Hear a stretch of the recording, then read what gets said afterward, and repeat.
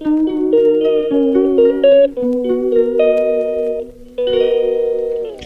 friends, welcome to GK Sports India YouTube channel. Day 3 of the Anderson-Tendulkar Trophy at Headingley in Leeds, equally shared by both the teams, India and England, with India at the end of day 3 that was brought to a premature close because of rain. India are ahead by 96 runs. India, having posted 471 in the first innings, bowled out England for 465, with Jasprit Bumrah picking up 5 wickets, Prasidh Krishna 3 and Mohammad Siraj 2. In the second innings, India lost first innings centurion Yashasvi Jaiswal for 4, caught behind by a beauty from Braidan Cars, and they also lost debutant Sai Sudharsan, who this time scored 30 runs before clipping England captain Ben Stokes, perhaps the man with the golden arm, caught at mid-wicket, 30 runs. So India go to stumps on day 3 at 90 for 2, with Rahul looking good, 47 not out, and giving him company is Shubman Gill, 6 not out. When play resumed after lunch on the third day, with England cruising well, sitting pretty at 327 for 5, having lost overnight centurion Ollie Pope for 106 in the day's third over to Prasidh Krishna, and also Ben Stokes, who was out edging to wicketkeeper Rishabh Pant, giving Mohammad Siraj his first wicket. Ben Stokes gone for 20. England had already scored 118 in the first session in 28 overs, scoring at 4.2 runs an over. When play resumed in the second session, Prasidh Krishna, on whom a lot was dependent on and who was to shoulder the burden along with Jasprit Bumrah, he came out with a plan.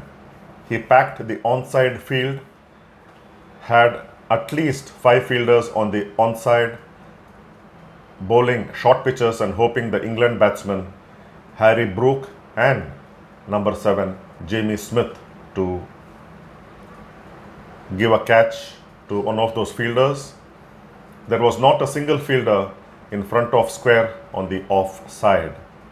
The plan did bring back memories of the borderline series in 1932-33 that England captain Douglas Jardine deployed against the one and only Don Bradman. The 5-test series in Australia then, 1932-33, the plan worked. It was to keep Don Bradman, the run machine, silent. The ploy did work, though there were criticisms within the England team setup, with a couple of bowlers and one of them, Nawab Pataudi Sr., not agreeable to the tactics that Douglas Jardine had for Don Bradman.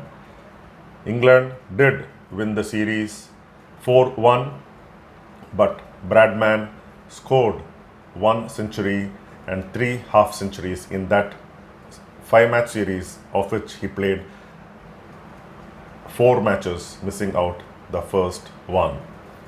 And in that series, Bradman did average in the late 50s, but if you look at his career, 11 test series that he played overall in a career spanning 20 years from 1928 to 1948, he averaged in the late 50s in that borderline series, but that was the lowest average Bradman had in any series that he was part of. But then that's Don Bradman, the greatest batsman ever. Well, Prasidh Krishna's ploy did work. He did pick up the wickets, bowling short, but the batsmen were equally to the task. picking boundaries through the gaps on the packed onside. But when the leg trap did work, Jamie Smith, after having shared 73 for the 6th wicket with Harry Brook, he pulled Prasidh Krishna to the deep mid-wicket boundary where Ravindra Jadeja pedaled backwards, held onto the catch, but soon after he realized that he was going to cross over the line, he relayed the ball to the waiting hands of Sai Sudharsan, who completed the catch. Jamie Smith out for 40, but the partnership of 73 for the 6th wicket, done in quick time, gave England the edge. They even were looking at taking the first innings lead. But Prasidh Krishna, though he was giving away runs, he did bowl another short ball, this time a well directed bouncer at Harry Brook, who was on 99, going for the hook shot and was caught at long leg by Shardul Thakur. So 2 wickets in the leg side for Prasidh Krishna.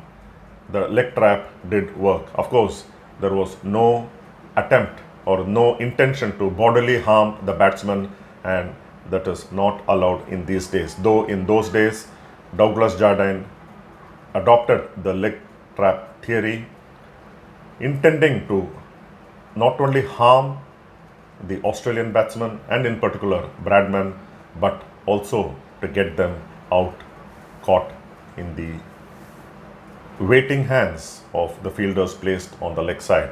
Well, now with so many restrictions and the umpires and the match referees keeping track of the proceedings, bouncers are restricted these days. India did well, and thanks to that one man, Jasprit Bumrah, who was again unlucky today. 3 catches dropped off his bowling yesterday on day 2. Today again, that fielder Yashasvi Jaiswal, who dropped 2 catches of the 3 yesterday, dropped 1 more off the bowling of Bumrah when Harry Brook was on 82. Harry Brook, if you recall, was caught in the fag end of the second day's play by Mohammad Siraj off the bowling of Jasprit Bumrah before he had opened his account, but that was of a no ball.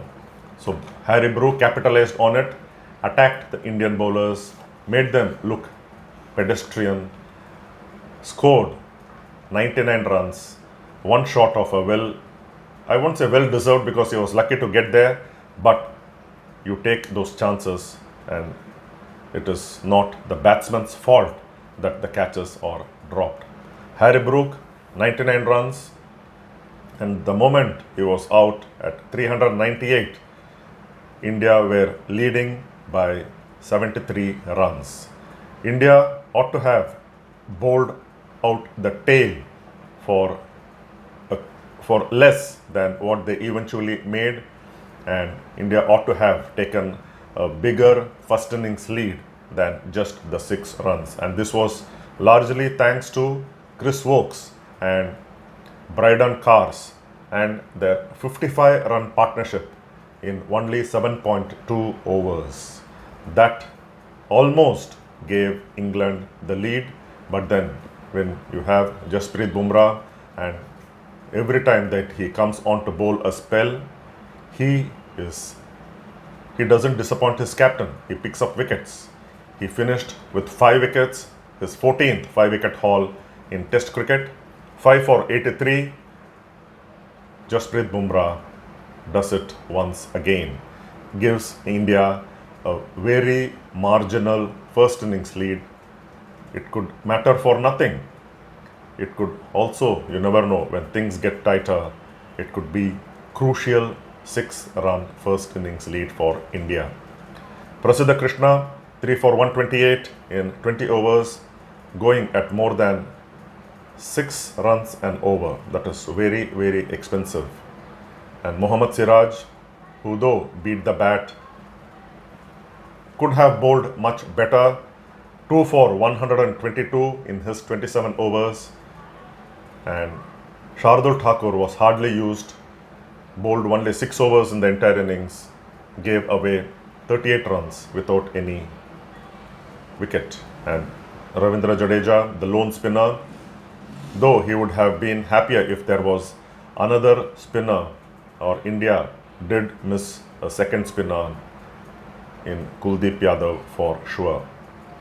Ravindra Jadeja, none for 68 in 23 overs, and India have taken the first innings lead. It may be just 6 runs, like I said, but it could matter a lot as things get more intense. So, when play resumes on day 4 on Monday, it is wide open. India will look to consolidate on this 96 runs lead, post as much as they can, set a target of a minimum of 350 runs, if not 400 or more, and look to bowl out England. This is the only way India can go up 1-0 in this series. England, on the other hand, with Ben Stokes having already taken Sai Sudharsan and Bryden Cars, dismissing Yashasvi Jaiswal early in India's second innings, they will look to take early wickets, dismiss India to as less as possible, and give themselves a winning chance by not having to face a huge target. Headingley Test, wide open, the honours evenly shared in the first 3 days, and the first innings lead that India have taken of 6 runs. You never know what it could mean in the end result. Until the day 4 review, take care, stay safe, and have a good start to a new week. Bye-bye.